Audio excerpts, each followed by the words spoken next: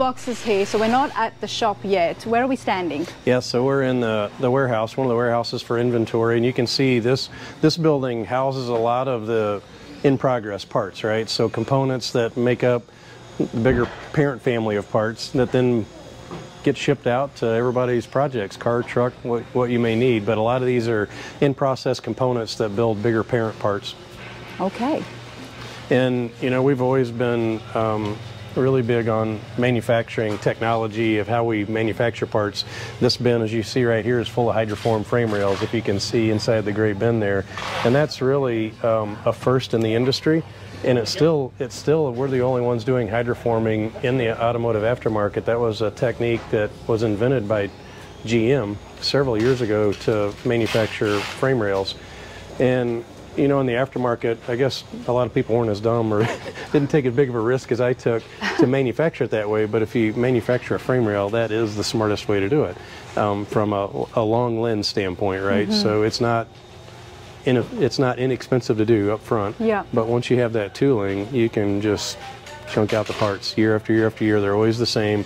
There's no fabrication involved. It's basically a technology. You think of a water balloon with a piece of round steel tubing, and it basically takes the shape of whatever that mold is due to internal high water pressure.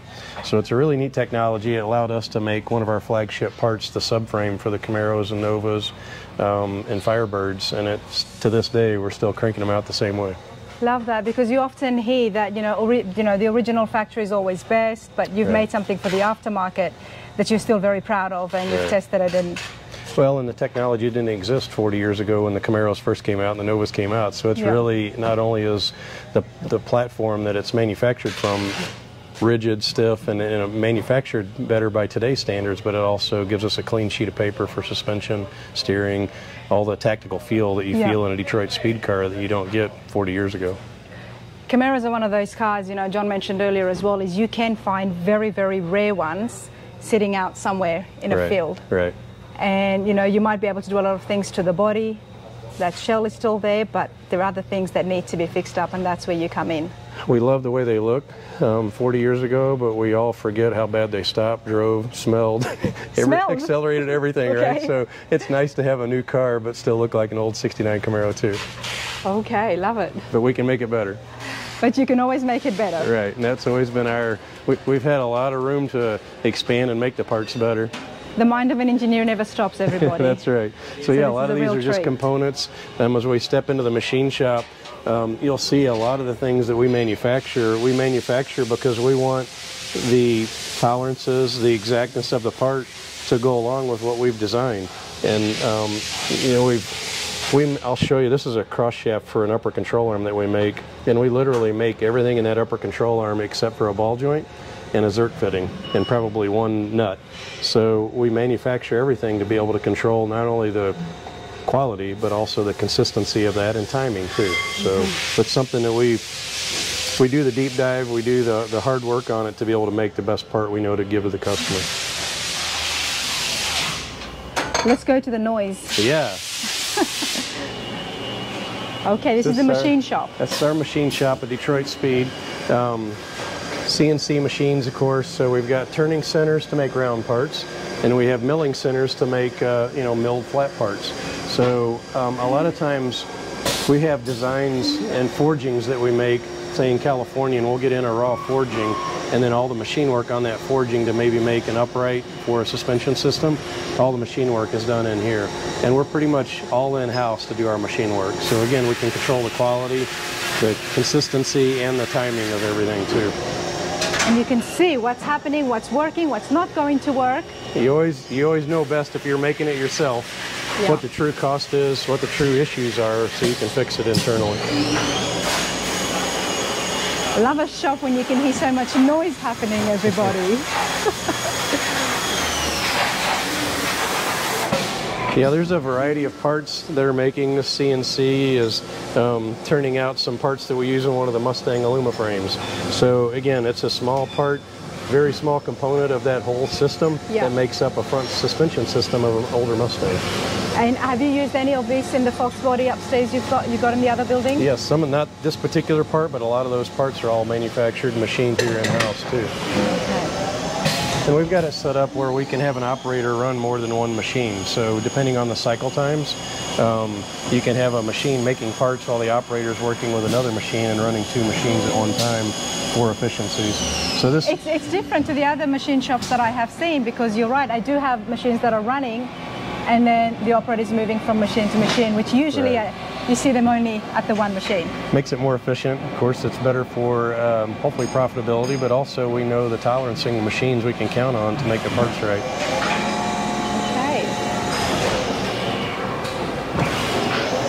It's neat to be able to see on this machine behind you, the turning center, it has a bar feeder that actually pushes the bar into the machine. So that's the raw material. And then as it makes the part, it will push it out into a parts catcher that Scott's going to pick up the part from, chuck a new part, and the material's pulling back through. So. And these are only for the cylinder-shaped parts? Right. So this is basically just a round push rod that feeds cylindrical part material, raw material into the machine. It'll make round parts and spit out a finished part. Wow, I haven't seen one of these. Yeah, this is one of the newer machines from Haas.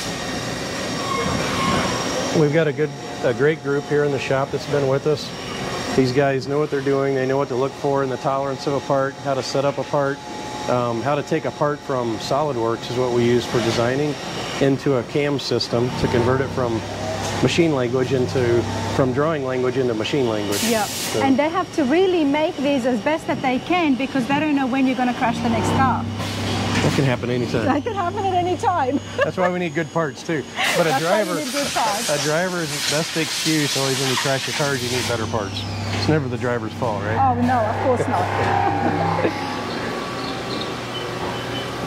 This is a raw casting, also used for the early Mustang front suspension. So we'll get it in as a raw casting, and then it goes through a series of operations to be able to make a finished part.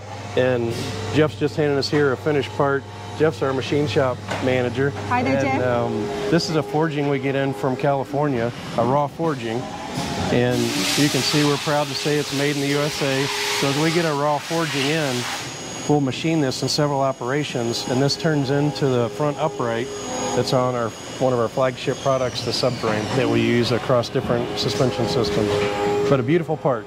It really does look very beautiful. We're proud of it. Put it out there, everybody.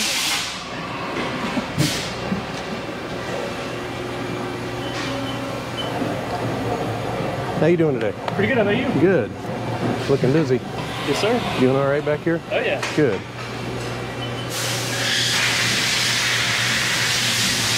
This is a small part that looks fairly simple, but we even make this in-house. So it's basically a weld tube where the upper control arm, where the tubes come in, and you weld the upper control arm tube into the cross shaft that mounts to the car. Yeah. So the ball joint would be out here, but we even make the weld bushing. Right. So, now, with that, because this is so bolt-in ready, would you then put where the bolts would go? Is that to happen yet? So that's another operation. So this would get welded, the tube would get welded to it, and then the cross shaft that I picked up before we came into the shop would slide through here. Yeah, so it's just a minute little part that makes up a bigger part, that then makes up a system. You know, I'm going to be watching this video probably a few times over and over again throughout my course and journey, and I love it because I can just see the small little pieces that come together to make the one big part. Right. And I love the fact everything's made here in the USA. Yes, we're proud of that. Doesn't get better than that. Yes. Yeah, I'm going to the fab shop. Okay.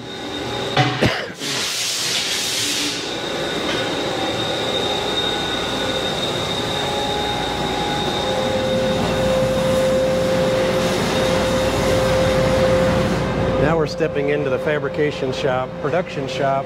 So any Detroit Speed product that gets bent, welded, formed in any way happens in this shop.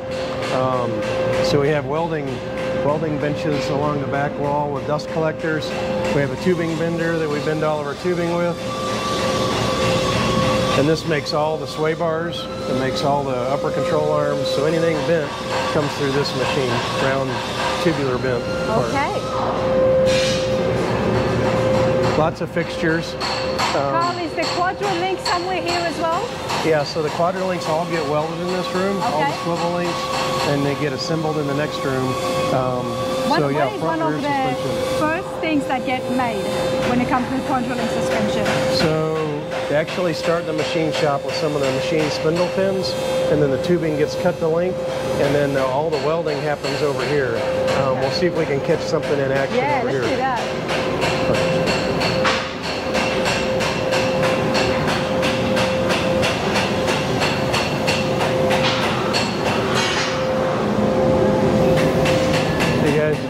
Good. How you doing?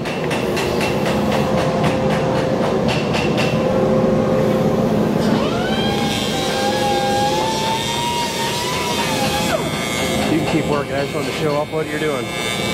So this is actually one of the axle brackets that go on the Quadrelink, probably for the Mustang. So it's a fabricated bent track that we also have some weld. You can't hear me probably. As much as I want to stay there, you guys need to hear what Kyle is saying about the piece in his hand. So this is a rear suspension bracket used on one of the Quadrelinks. So the rear axle tube slides through here. Yep. And then this is your lower link pickup point, your upper link pickup point, and this is where your coilover shock lower mount would go. So once we get this bent part to this phase, we'll weld in the bushings, weld up the brackets for strength, and then this is going to be close to where it goes on the axle bracket to make a rear suspension. Where does the rubber bushings go? So the rubber bushing would go in here for the swivel link, okay, and up here for the upper link. So a lower link and an upper link. And that is trademarked only to Detroit Speed Engineering. So you're never going to find that system in engineering in any other factory in the world. Right. We're proud to say that we have a patent on the swivel link. So it's that really came about from race cars have articulating joints to be able to make the race cars handle. It's basically an exposed open bearing, and you can't do that on a street car because you'll have rain, water, dust, gravel, and it's not a good environment. So what we wanted was a way to be able to make a bushing that acted like a Heim joint, like a race car, but it rode, was quiet, and rode like a new car. Yeah. So we came up with a swivel link so that the link can swivel, but it's mounted in a rubber bushing, so it's pleasing to drive. So it feels like you're driving a race car, but it's your daily. It's quiet. Right. Love that. And better to ride. Better to ride, of course. Thank you, Joe.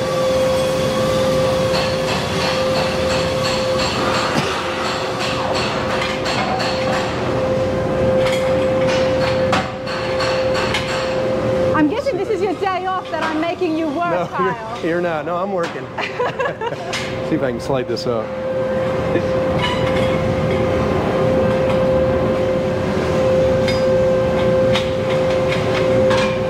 So this is one of the lower control arms, and we're proud to say again we make everything in this part so far.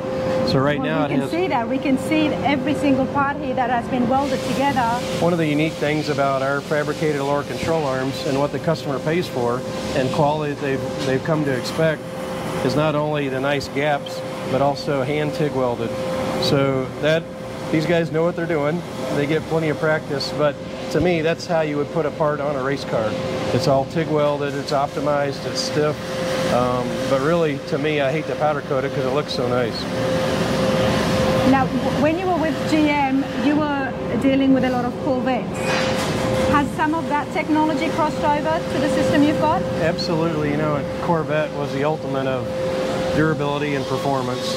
And a lot of what I learned as we were testing those cars at GM, you put cars through things that the customer hopefully never ever gets to the level to experience, good or bad. And we put a lot of that into the same mentality, how we test our parts and how we design our parts too. Okay. So we literally have Detroit Speed parts out in the market, you know, over 20 years, and they've never come back for service. Doesn't get better than that. Let's go somewhere quiet, and I want you to tell me some about the crash testing that you've been doing, because that's always fun to hear. So yeah, the crash testing happens inadvertently sometimes, but it's important that we learn from that. We've developed a lot of new parts because of that too, you know, just to be able to make the customer safer, to be able to reach a higher capacity from So you put your standing. life on the line. I'm sorry, I'm going to cut you off. That's to make the customer safer. You go out there and you put yourself in harm's way, but then again, because of your skills and background, not anybody can do what you are doing here. Well, Sometimes when I run out of skill and we crash a car, anybody can do that, but I have experience doing it too. Okay. But we really do push the limit of the car so that we know what the weak points are, where it may break, where we could make it better. Yeah. And really, this all revolves around the tire. The tire is your limiting adhesion factor. Let's go out there and tell me more about the tire, everybody. Sure. Because that's the other thing that I'm learning about is tires and wheels and how it all fits together. It really, from a suspension design, suspension engineering standpoint, it's almost like you start with a tire and wheel and work inboard. Okay. Because that age-old saying where the rubber hits the pavement, you've only have 4 tires, contact patch about the size of my hand, and you've got 4 of those to connect you to the road, no matter how slow or fast you're going.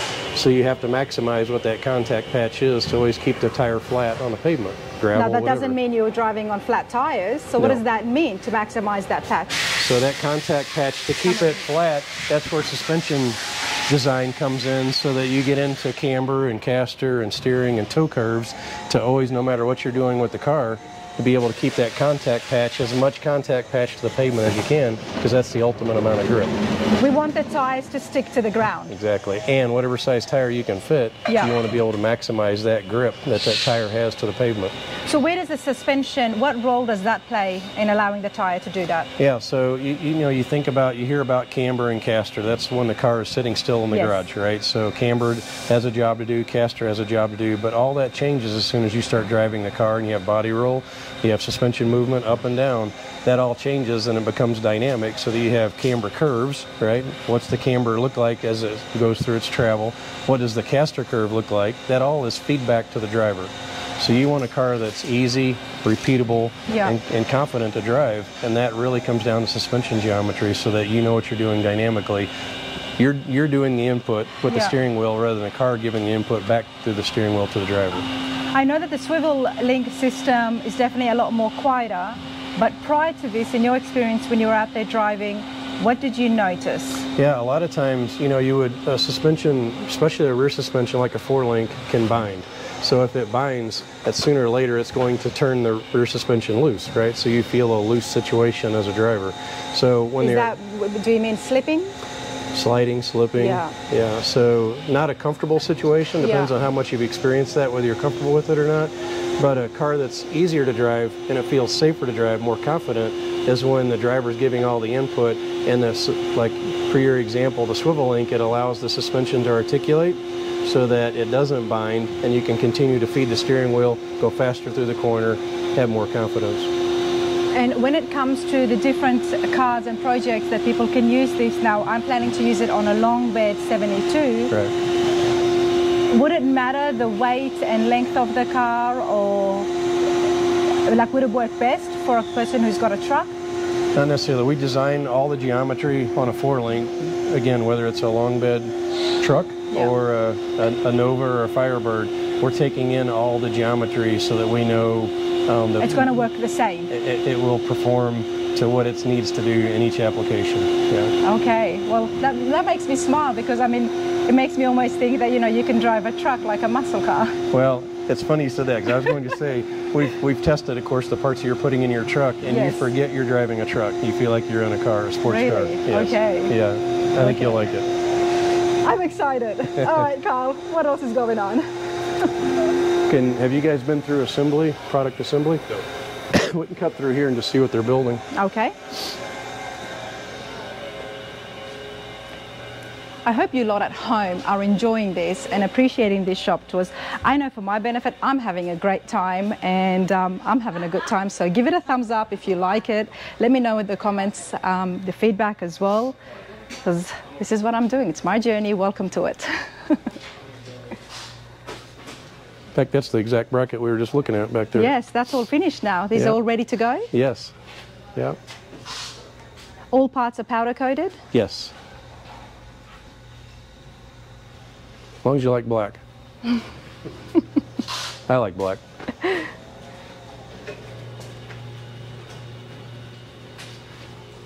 How long would it take from start to finish a complete suspension? Let's see, like one of our subframes, Yeah, we always have a joke that any install takes 40 hours, but the front suspension, like a subframe build here, from welding it together in the fixture, yep, to quality control, powder coating, assembly, putting it on a pallet. I'm thinking we can do about 4 or 5 a day in fab, 3 or 4 a day. It probably takes about 4 hours start to finish to get one together on a complete subframe. I mean, half your car. Half your car, wow. Right. Wow, that's amazing. So, I mean, parts usually take such a long time. That's why I had to ask that out there. What about, so if people making an order, they can expect to get something within a month? Yeah, we try and always keep things in stock, at least components in process. Yeah. Always, so they're in here. If they're not on the shelf as a final product, they can become a final product very soon. They can get made in such a short amount of time because you do have such a big inventory here. Right. And so most things are ready to be shipped. They are very soon. I mean, it's always, that's the hard part of business, is always gauging how much you need and of what part. Yeah. But our ERP system that we've implemented has really helped us keep parts in stock or in work in progress so that we can get to a final product when the customer orders it right away. We always love hearing that. Let's see what they're working on in here. Hey, Zach. Good. Doing a walkthrough, see what you guys are working on. So this is a subframe system as well, and it goes on a 62 to 67 Chevrolet Chevy 2. So precursor to the Nova, this was the Chevy 2, and this is a neat product, always a favorite one of my products. We stamped the cross members in Detroit. There's actually 4 pieces to the cross member. There's a primary cross member, upper and lower, called a clamshell stamping. We nest those together and then weld those into the frame rail. And then there's a secondary cross member, upper and lower clamshell stamping. Makes a very rigid, strong frame. It bolts to the stock firewall, so any customer can get this. It'll be fully assembled when it goes out the door, but they can literally bolt this to the front of their firewall on a Chevy 2, and it's half your car suspension-wise. It's already, and this is what's so amazing nowadays, with so many people working at home in their garages and in their own shops on projects. This is a huge part. It is. This is a huge part, you know. And I'm biased. This is an awesome system. It really has. When we did the testing on our Chevy 2, it transformed a car that was very early on, not even really a muscle car, a Chevy 2 back, it was an economy car. Yeah. You know, 4-bolt lugs, small tires and wheels. So to be able to take that level of performance 40, 45 years ago, 50 years ago into what it can do now, it's truly amazing. It really is a neat transformation. Rack and pinion steering. I mean, it's really the geometry we talked about. It's all about what you would put into performance, the upper level performance sports car, and whatever your variety might be. But people love the shells and bodies of these cars, even if they weren't muscle cars of its time. To be able to do that now and get the performance and sit in the car, the style, the body style that you like with those lines, it's amazing. Funny story about our Chevy 2 when we developed this product a few years ago. Our test car was, it was a stock Chevy 2 color called Seafoam Green. Okay. And it would be a color you think your grandma probably picked out for her Chevy 2 when she ordered it, but it was just the color of car we had. And it had a big engine in it and big tires, and we were testing all suspension. We'd go to local tracks, road course tracks, and test, and there would be race cars, and there would be Porsches and Corvettes and everything there. And it was always funny. The Chevy 2 embarrassed a lot of people because I guess they thought it was Grandma's car until they got smoked by it on the racetrack. So it really is a fun product. That's always fun to see, honestly. Yes, it is. So it's had a lot of neat stories behind this product line, but really it works pretty awesome. The parts on the bench here will go on and make this a complete subframe from the lower control arms like we were looking at in fab. We looked at a lot of these parts in the machine shop. The weld bushing we pointed out, and as I mentioned, we even make the Delrin bushings. The only thing we buy is a ball joint, a lower jounce bumper, and the Zerk fittings, and well, everything else is made. With everything here, you could just make that as well, you know that. We could. So upper control arm, we looked early on before we went in the machine shop at the cross shaft. This is one of the cross shafts. Wow, can we just see the finish over here? Yeah. Wow. But the same thing, I mean, we buy the Zerk fitting and we buy the the nylock nut, and everything else is manufactured, designed and manufactured in-house. These are the So these are some of your favorite parts? It really is. You don't get to see these when a car is complete, but these are some of my favorite parts. This is a neat part. So this is a bushing that we designed and have manufactured, but it's part Delrin, right? So there's it's nice for a torsion bar, which is a spline sway bar, to go through the secondary cross member, so it has the stiffness so that the bar doesn't flex, so it rotates freely, but it also has a layer of urethane molded into it for noise and vibration.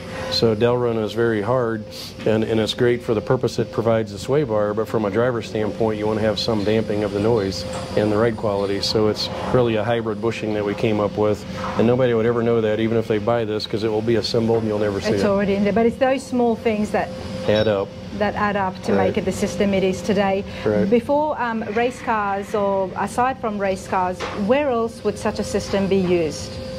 I'm thinking planes maybe? Yeah, aerospace for sure, and automotive performance cars share a lot of commonality, performance, and just the required heat and stress that they require. And stress, yeah. So, but you know, it even comes back to farm machinery, right? If you look inside, there's grease grooves inside, so any bushing, any shaft that rotates through here, you want to get grease around it. Yes. And another little detail is we put a groove, spiral groove, all the way through. So it holds some of the grease. So it holds the grease all the way around it.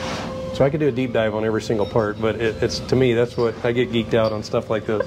And we can see that just on Carl's face. You know, we can see like this stuff just makes you smile. You're so passionate about it.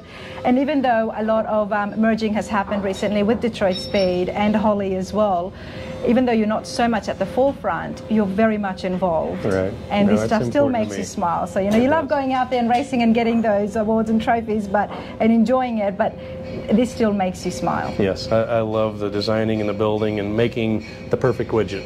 Our widgets are big suspension parts, but to me, it puts a smile on my face when you can take a Chevy 2 and raise the ride and handling capacity to the level that it is today. You know, I was talking to Chris earlier, one of the other engineers, and I mentioned to him that it feels like there's so much ahead for Detroit Speed, because if you're out there, you're driving, as an engineer, you're always thinking about what could be better. Right. Maybe this needs to be adjusted, maybe I can make something. Right. So there's always room for improvement. Well, let us open up a little window and let us know, is there anything that is happening that might happen in the next 5-10 years, or something that's going through your mind? Oh, there's definitely products that, you know, we're working out that may be 4 or 5 years out. By the time you look at design and the manufacturing and capital expense that it takes to make the tooling and just the timing, it can push a part out 4 or 5 years, but we're working on all that now, and still exciting things to come. Welcome to Rana's Radar. You know, that's why I said I had to ask that. You know, let's just go in. I know you may not have said anything, but I do appreciate you even giving that little hint that there's more bigger things to come up. Definitely. But the QuadraLink, the swivel link system is massive right now. It is. You know, it's been a great part for us. In this room is where they come from day one. I mean, this since is where 2005. Yes. And that's how long it's been in operation for. And since then, it has just grown. Yes. It's grown, and you're running out of building space, even though this is very big. You know, we've been navigating our way, going through all the different buildings, but it is pretty huge. So hopefully you'll stay here. Hope so too. Yeah, we like the area and employees. It's a nice place to live, so we hope to be here for a while. Okay, well, I don't want to finish just yet. Show me something else, Kyle. Sure. So we also looked at one of the uprights in the machine shop that we start as a raw forging. This is pretty much the next version of the part. Once it's machined, it's subassembly as a hub that we spec out, a wheel hub bearing similar to a Corvette, current Corvette. It has a forged steel steer arm that we've designed and have forged, and then we machine that. That's also made in the U.S. And then a ball joint. So this subassembly, there's a right and a left, will then become the front corner assembly of the Chevy 2. And then for the brakes and the brake brackets, and the steer arm for the rack and pinion.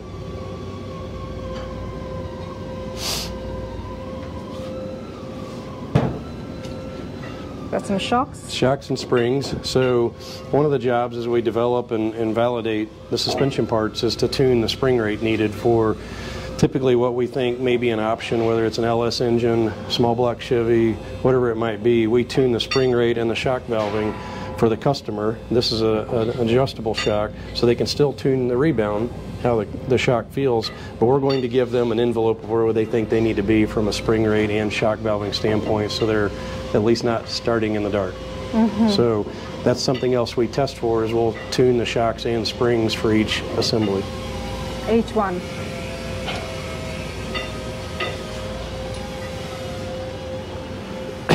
You can give that, John. Everything gets edited. Yeah, there we go. So this is it. We've talked about it, and you know this part, but the swivel link by DSC. Yep. And this is what I was talking about. We make these in different lengths, but there's the rubber bushing, and if you look, it's a thick steel crush tube wall with a high durometer rubber bushing around the crush sleeve, and then this bushing is basically what rides in the bracket, front and rear, of the 4-link system. But what's neat about this is that, you know, this may be replacing, like on an earlier Chevelle, it had a quasi 4-link in it, right? Okay. But the 4-link control arms were C-channels, and they were C-channels because they were designed to flex. Over that length, they were designed to flex. So with GM, Ford, anybody that makes a car, they can't afford an assembly like this in a car that they're making millions of. So they design a swivel link basically in a C-channel steel part so that it flexes as the suspension articulates to take some of the bushing bind out. Well, again, from a performance standpoint, we're not going to allow something to flex unless we want it to flex, and we want it to flex and rotate in this assembly like a Heim joint. So that's why we created the swivel link, so that it's a stiff, strong lower control arm. It's not going to react in a bad way from a tire standpoint when you launch a car, but also allows the suspension to articulate as it rotates. And a lot of customers get these and they think, I can't turn it. Well, they have to be they're set to a certain turning torque in this room so that they don't become loose over the life of the car, but the car has a lot of leverage, right, and a lot of weight, and it is articulating. It's able to move it. You can't just move that with your hand. Right. Okay. So it's actually a part that is assembled through the bushing hole. We push the bushing in last after all the swivel link is assembled. There's an O-ring, there's grease, there's a series of bushings and bearings, and then it's all torqued from the inside, and the bushing is pressed in last, so it's sealed and basically assembled for life. I'm going to ask a dumb question, so excuse me for saying this, but when you think of rubber, and this is being in here, and you know, it's not such a massive amount of rubber, for the lifespan, would there be any problems at all? You know, most of these cars have a pretty cush life, right? So they're sunny day drivers, they're not always in the rain, they're not always out in the salty conditions, and these are OE level bushings, so these can survive daily driving in Detroit or wherever, Canada, wherever you might be. So in the aftermarket industry like this, aside from just dry rot, which would take years and years and years and years, we haven't seen one that needed a bushing replaced in it yet. And you said it was a hydroform? It's a hydrometer. Hydrometer. What is that? So basically the stiffness, you know, if it was a soft rubber, you can take your fingernail and kind of push down in it, and you can feel it has some softness to it. The higher durometer number, the stiffer the bushing, and you want a certain amount of stiffness in this bushing so that when you say you launch a car from a standing stop with a sticky tire, it doesn't deform or break this bushing. So it has to have a certain amount of stiffness to it so that it doesn't deform the bushing or break anything. Appreciate that. But also a performance bushing can give some ride quality too. Okay. Best of both worlds. Best of both worlds. Right.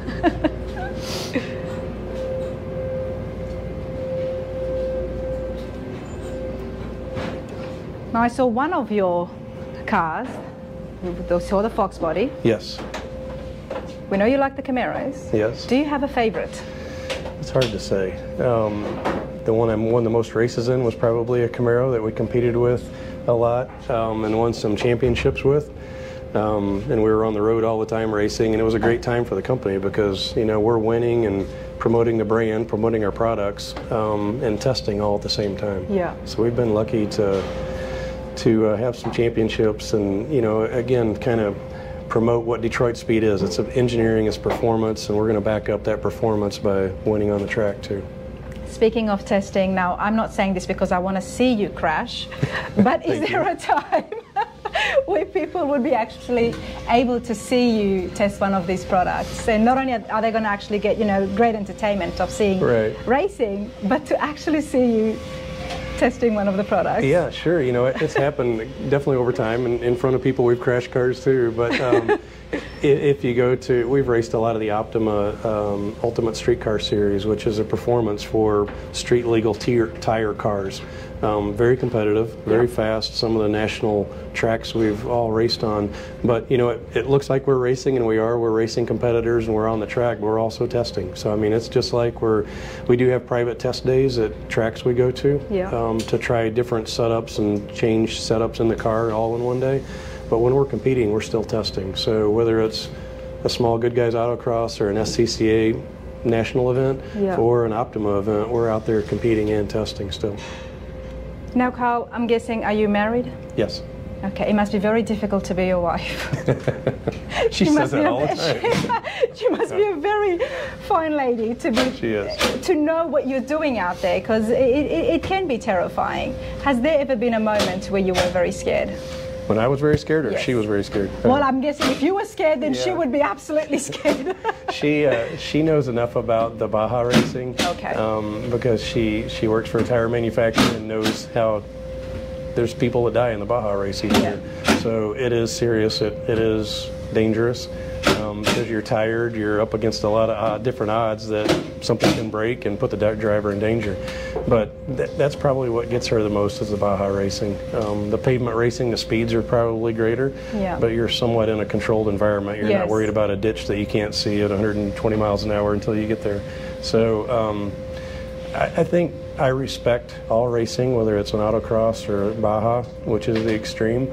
You have to respect who you're racing, you have to respect the car, and you have to respect, you know, I mean, what you're dealing with. It's all in a controlled environment on a road course, right? Guardrails are here every corner usually, the corner's here every corner, but at Baja, the challenge is you only see it once and you never see it twice, so there's always an element of surprise for 16 to 18 hours at a time.